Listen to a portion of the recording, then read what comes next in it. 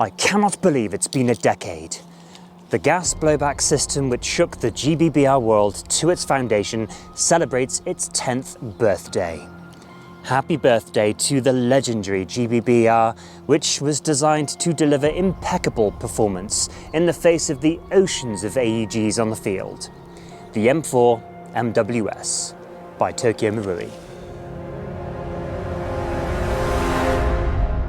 The M4 Carbine is made to order for today's strategic operations. With its big firepower capability, it's compact, compatible, combat ready, and best of all, quality makes it a Colt.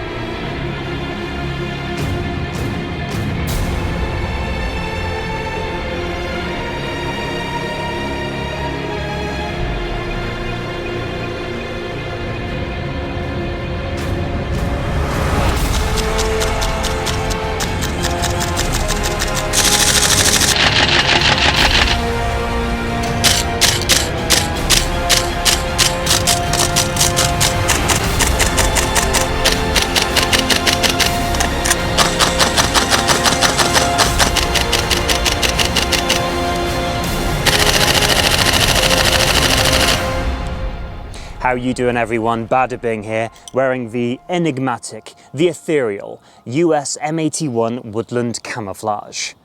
Welcome back to the platform that so rightfully so became a legend, right from the initial bursts of footage from Japanese hobby shows.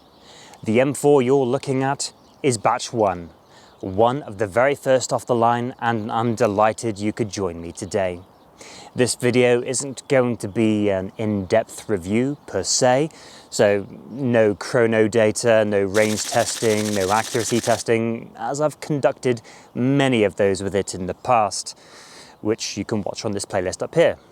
Today I will be going over my setup and a relatively anticlimactic history with parts wear and tear, and also discussing the annoying things I've learned about this rifle over the course of 10 years. So thank you for joining me today. If you are new to the channel, welcome to the party, pal. Here, I'm all about airsoft gas blowbacks, honest reviews, Xenia on a top, and coffee. Not just any coffee. Bada Bing Coffee.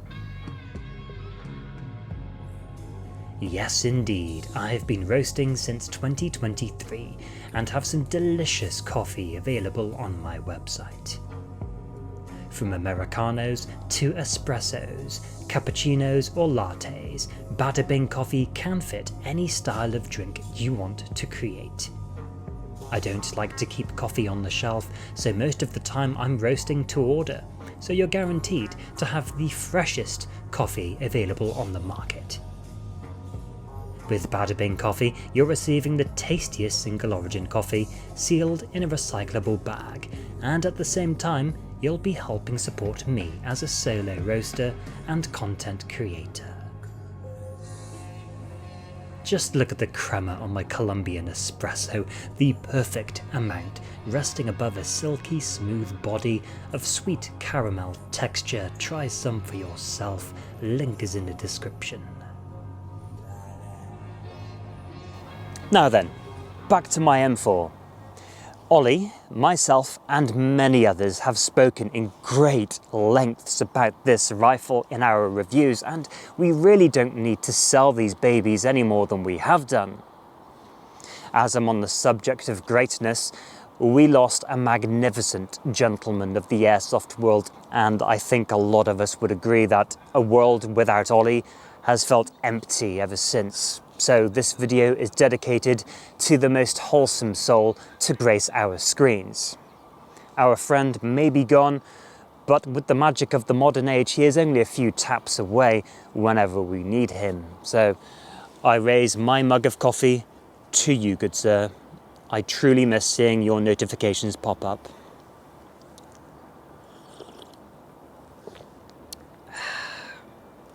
Cheers, Ollie. So I've mainly kept this rifle in its original configuration, so it's not really a build or anything. I'm just stuck in the 2000s. The GWAT SOP Mod Block 1 M4 to me is peak M4. Today, the new concepts of rapid deployment, mobility, and increased lethality play a major part in the overall strategy of modern warfare. If you show me an AR from 2025, it's more or less the same thing underneath, only with uglier cosmetics. That is one big pile of shit. The future I'm still waiting for looks like the HKX M8, and I find it an insult that we don't already have one of those in GBBR format yet. Got like a billion M4 variants, but something that's actually cool? Manufacturers don't seem to want to go there. They have no taste. It's a weapon for the 21st century. Offers a lot of advantages over current and existing weapon systems.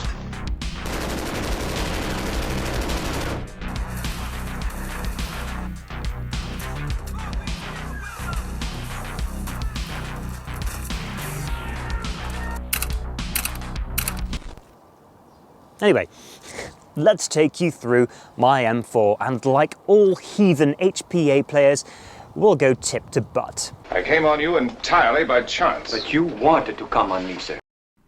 The entire front set you see here is made by GHK.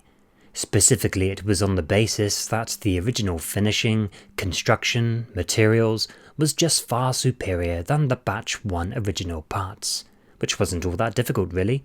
The barrel nut design was one of the worst things about this GBBR in my opinion, and no matter what I did, the entire RAS section was looser than a 40-year-old hooker. Knowing that this anniversary was right around the corner, I wanted to refine the carbine for its birthday, and since I had been beginning to piece together a Leon the Professional sniper rifle, using my GHK M4 version 2 as a base, that freed up the barrel set for my TM. I plan on making a video on this custom project at some point in the future with plenty of references to the film, so hit that subscription icon and ring that bell notification so you don't miss it.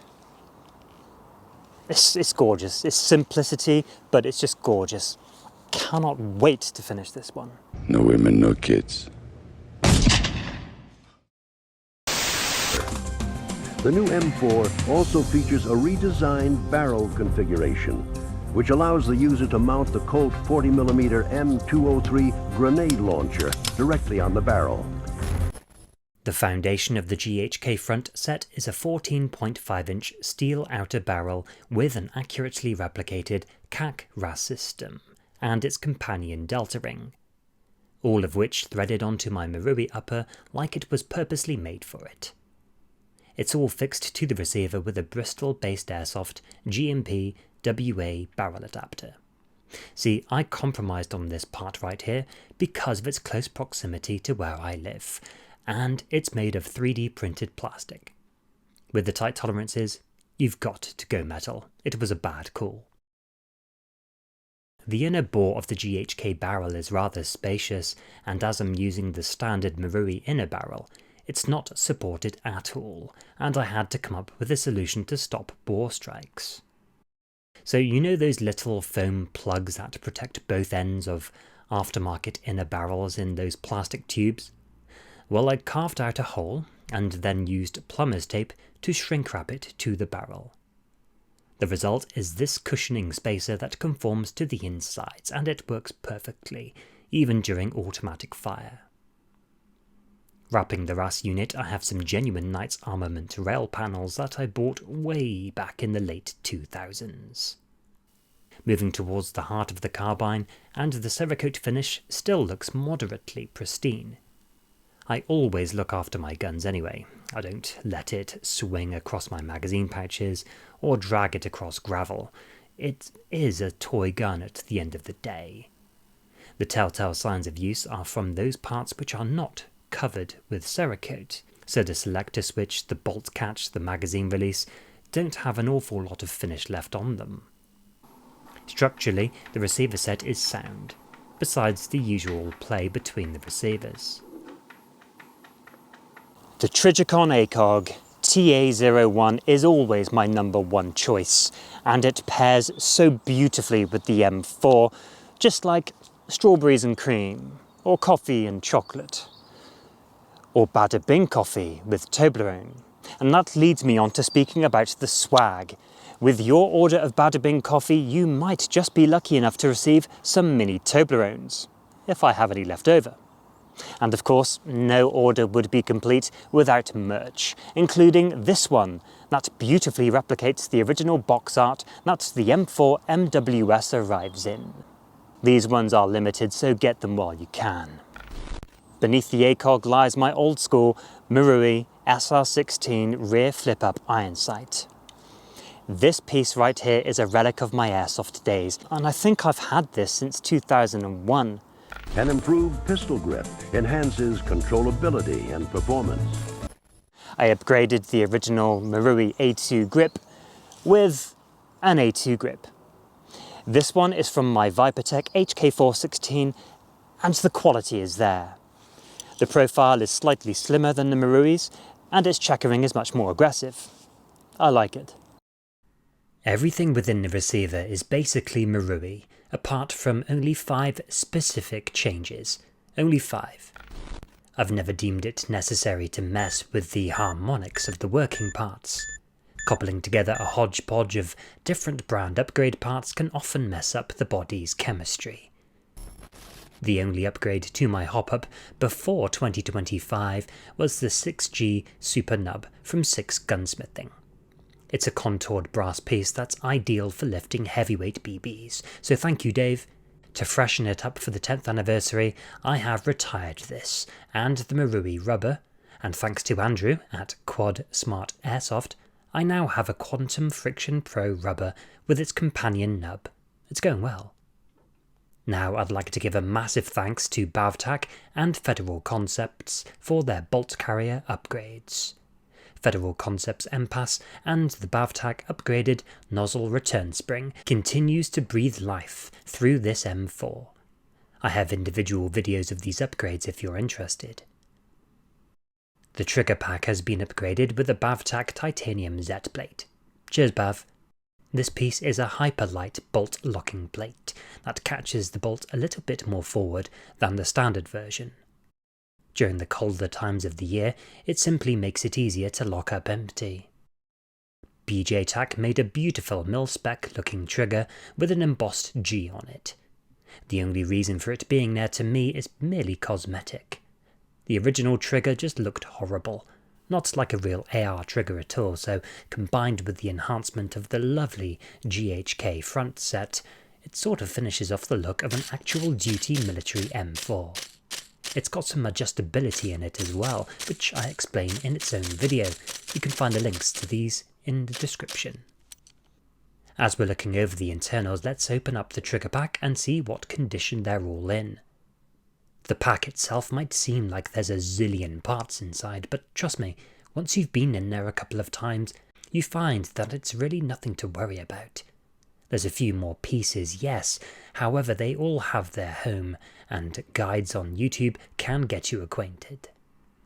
Besides some sparkly metal dust that accumulates in the corners, and the usual rounding off an edge or two, the fire controls look sound for the age. And remember, these are not hardened steel components either.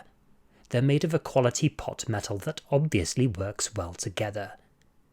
The worst thing I saw in this disassembly was the valve striker's shiny finish, which has flaked off where it interacts with the hammer. It goes to show how well these internals are so much in tune with one another. The bolt carrier assembly is in good shape, and proudly displays the marks where the hammer's roller bearing creates its imprint. Yes, it's using the original Marui nozzle, 10 years on, and it's still going strong. The nozzle's loading tip has ate through more bags of BBs than I can count, and it doesn't look too bad. The rubber piston head is unchanged, still works. Although at this point, with the sheer amount of cycles across multiple seasons of cold, mild and warm weather, it wouldn't be a bad idea for me to replace it in the near future. I'm totally inexperienced when it comes to third-party nozzles, purely because I've never had to replace this one. So Angry Gun, Guns Modify, etc., I have no idea if they're any good. The one I have is doing just fine. Likewise, the plastic recoil buffer, now it's had more pumps than that 40-year-old hooker I mentioned earlier. They call me Nut Gobbler. Although here, it maintains that healthy vitality. And speaking of vitality, the recoil spring, nothing really to say. Aside from the tapered end has collapsed in on itself. Yet, it still does the job at returning the bolt carrier. Zooming back out to the externals, the classic 2009 Magpul ASAP sling plate caps off the receiver nicely. The telescoping buttstock increases the versatility of the carbine by allowing the stock to slide forward for carrying or storage, without compromising its ruggedness or shooting capabilities. And finishing off the rest of the carbine, I have this old school Classic Army Car-15 stock from my parts bin. I love these stocks because they're just so slim, they're so lightweight, and you really don't need anything more than this. None of that Magpul nonsense, just a relic from the Car-15 lineage. And this ties up my M4A1 Carbine MWS beautifully. For use by Special Forces personnel, it incorporates a Picatinny rail on the upper receiver, which allows users to mount various optical sighting devices on the M4 to enhance system performance both day and night. Now let's talk about the broken parts history, which is more or less uneventful, and many of you know the story anyway. I've broken 2 nozzle return springs, the original spring and the UAC upgraded spring. I fashioned a new coil on my old TM spring which held up okay until Bavtac came along with their green gas ready upgrade. Finally, while making this very video, I broke the latch on the charging handle. After 10 years of power stroking, it finally breaks. It's not bad going. That's the story of my TM M4 GBBR. Classic, iconic, functional, and astonishingly capable. To this day, it's still turning heads on the field. I said that in my last video and I had such a huge response, with many across the world having that same shared experience.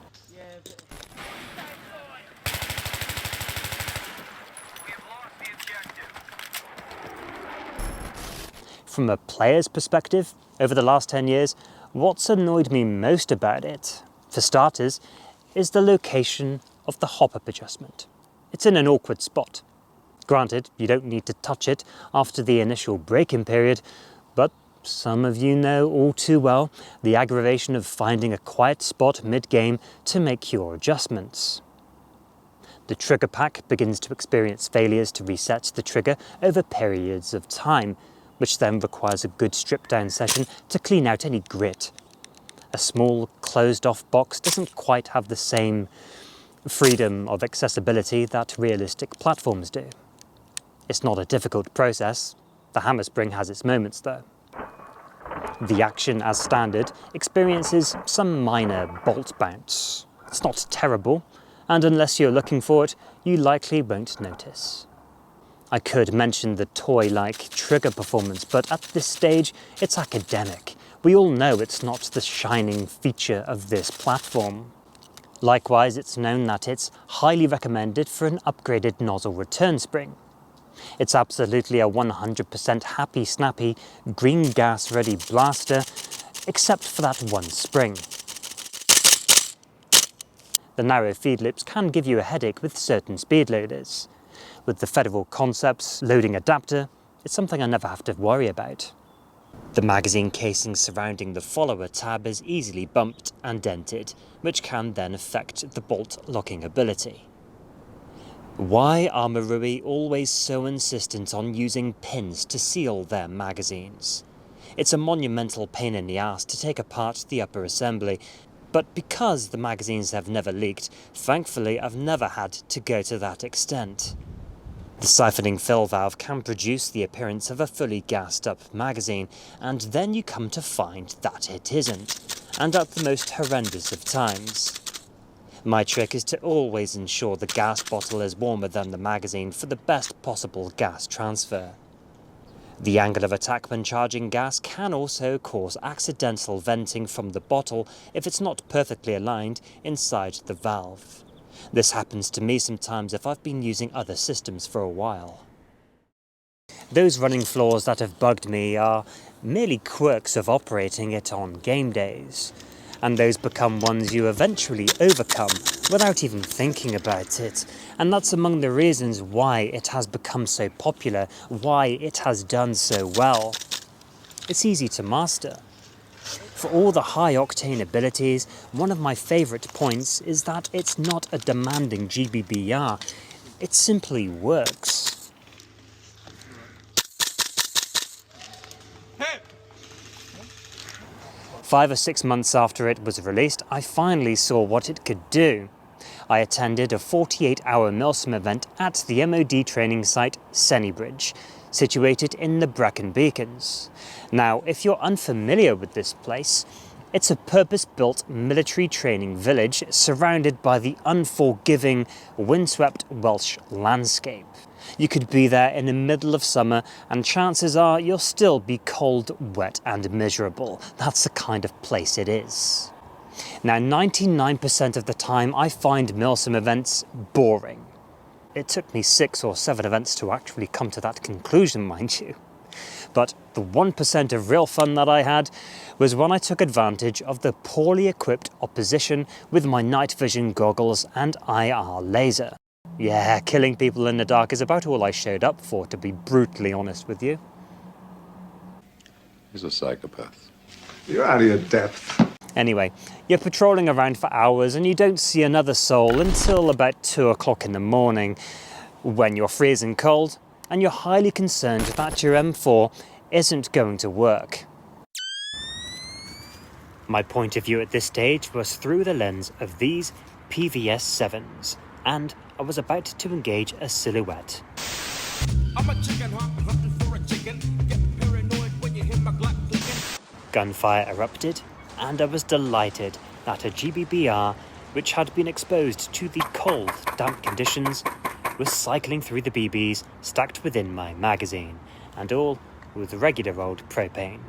Granted, it wasn't as fast as it would have been in mild conditions, but the point was it was working, appropriately applying ample gas pressure to effectively hop the BBs, and at the same time, give something for their medics to do. In 10 years, third-party support has grown to biblical proportions. What do you mean, biblical? So many options available that I can't keep track. I always have people asking me to review certain clones of the TM system. Honestly, I have the original.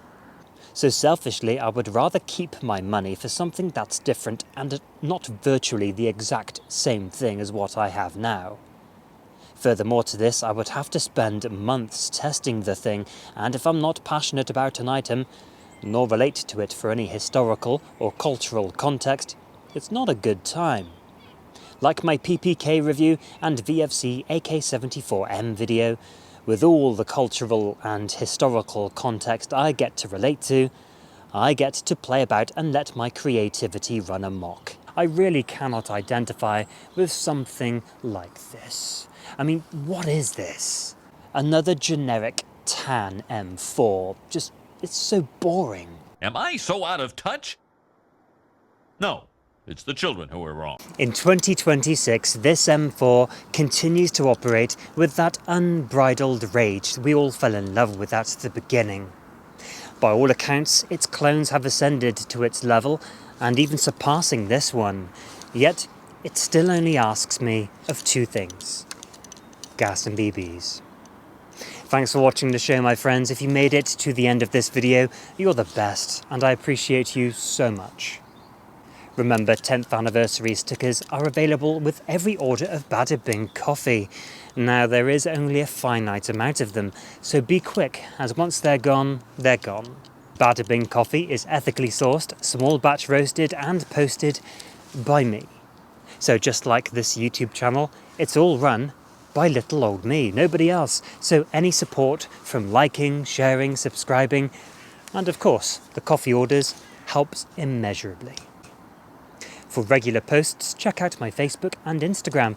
And until next time, look after yourselves.